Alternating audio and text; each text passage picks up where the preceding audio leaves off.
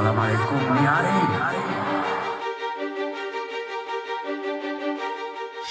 भारत रे film hit Pakistan रे हंगामा 6टी देश रे ब्यान होइथिला एबे कोर्ट को गला मामला। धुरंधर चलचित्र उपरे पाकिस्तानी प्रतिक्रिया। ट्रेलर देखि उत्त्यक्त हेले लोके।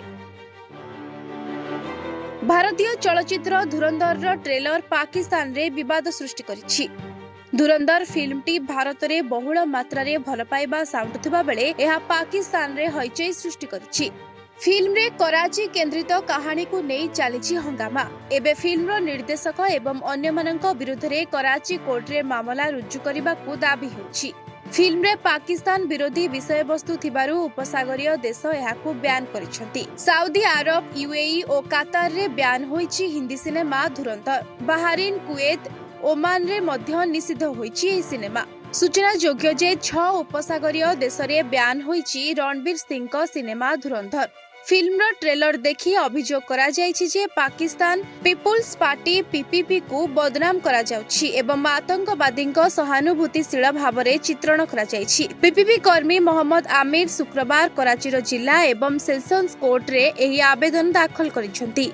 एही फिल्म पूर्वरु उपसागरीय देश गुड़िकरे निषिद्ध करा जायछि। एक रिपोर्ट अनुसार फिल्म धुरंधर पछरे थिबा निर्देशक, प्रयोजक, अभिनेतांक विरुद्ध रे एफआईआर दायर करबाकू कोर्ट को अनुरोध करिसंती। आवेदनकारीक दाबी जे डिसेंबर 10 तारिख रे कराचीर दखरसन पुलिस स्टेशन अंचलर एक कैफे रे सोशल मीडिया रे फिल्म रो ट्रेलर एवं प्रचार देखिथिले, जहा तांकू गुरुतर मानसिक आघात देथिला। आवेदन रे अभियोग करा जायछि जे फिल्म रे कराचीर लियारी अंचल को आतंकवादी युद्ध क्षेत्र भाव में चित्रण करा जायछि, जहाँ पाकिस्तान एवं एहार लोकंक प्रतिछवि को क्षति पहुंचाइछि। अभियोग होइछि जे लियारी को जानी सुनी हिंसात्मक भाव में चित्रण करा जायछि एवं आतंकवाद सहित जड़ित करा जायछि, जहाँ संपूर्ण मिथ्या। आवेदन रे आहुरी दाबी करा जायछि जे चलचित्र रे पूर्वतन पाकिस्तानी प्रधानमंत्री बेनजीर भुट्टोंक चित्र, पीपीपी पताका एवं दलीय रैलीर दृश्य गुडी को आईनगत अनुमति बिना व्यवहार रे करा जायछि।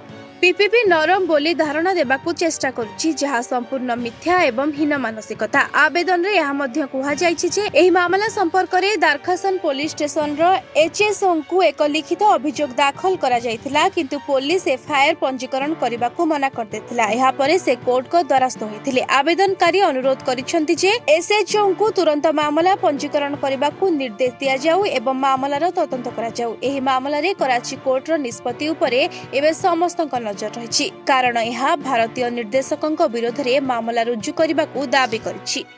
ब्यूरो रिपोर्ट, ओडिशा संवाद।